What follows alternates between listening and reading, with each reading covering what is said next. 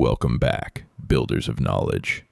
We have mapped the peak, fired the flare, and presented an airtight case. Now, we construct the foundation. This is where poetry ends and precision begins. The methods section.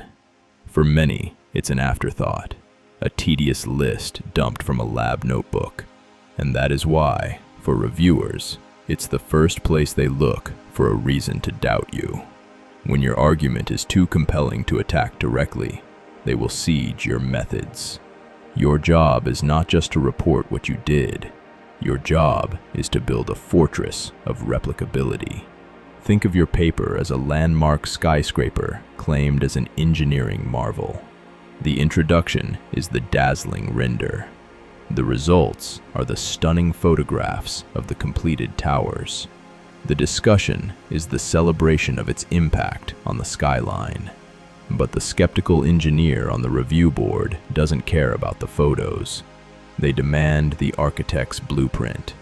Is every load-bearing beam calculated? Is every material grade specified? Could a competent team, with this blueprint alone, build an identical tower? Your methods section is that blueprint. It is not a narrative, it is a specification document. Let's identify the two types of method sections that fail. The cryptic diary. Cells were treated and analyzed. Mice were assessed for behavior. The model was run. This is a personal diary entry, not a blueprint. It leaves out the how much, and the how do I know. It invites skepticism and guarantees a reject. The kitchen sink appendix. A 15-page monolithic wall of text chronicling every pipette stroke and software click from the last 3 years. This buries the critical information in an avalanche of trivia. The reviewer gives up. It signals a lack of discernment, an inability to separate signal from noise. The premier journal blueprint is different. It is complete, contextual, and citable. It builds trust through ruthless clarity. Here's how to draft it. Principle 1. The standalone replicability test. This is your gold standard. After writing a methods paragraph, ask, could a PhD student in a well-equipped lab on the other side of the world repeat this exactly, based solely on this text? If the answer is no, you are missing a spec. Every single reagent gets a catalog number, supplier, and lot number, if critical. Every organism gets a strain, sex, age, and source. Every piece of code gets a repository URL and a commit hash. Ambiguity is the enemy. Standard protocols do not exist. Principle 2. Structure is your scaffolding.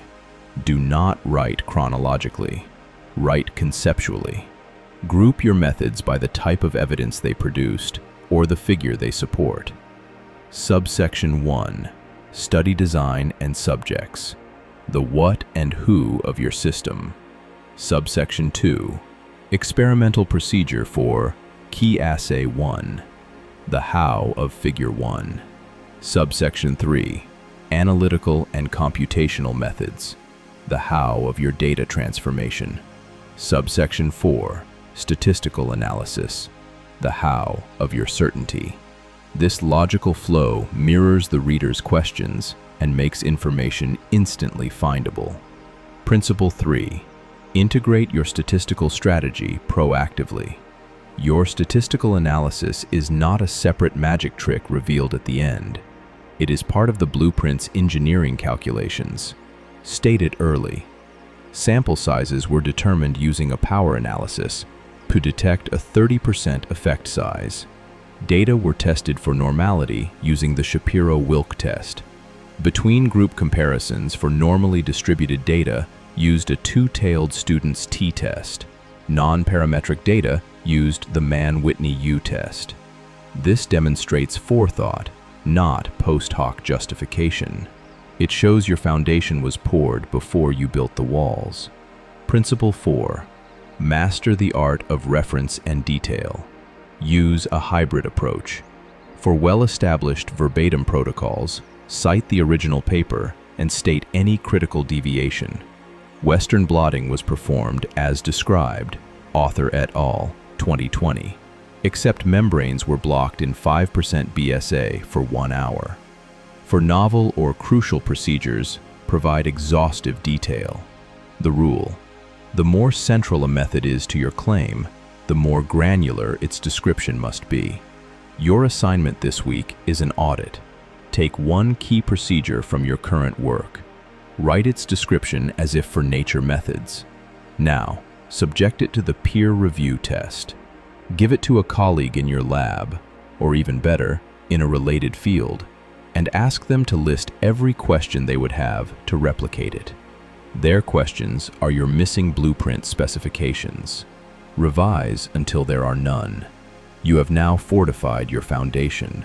The blueprint is complete. But a building is not judged by its blueprint alone. It is judged by how it changes the lives of those who use it and the city it inhabits. It's time to leave the architect's office and step onto the observation deck.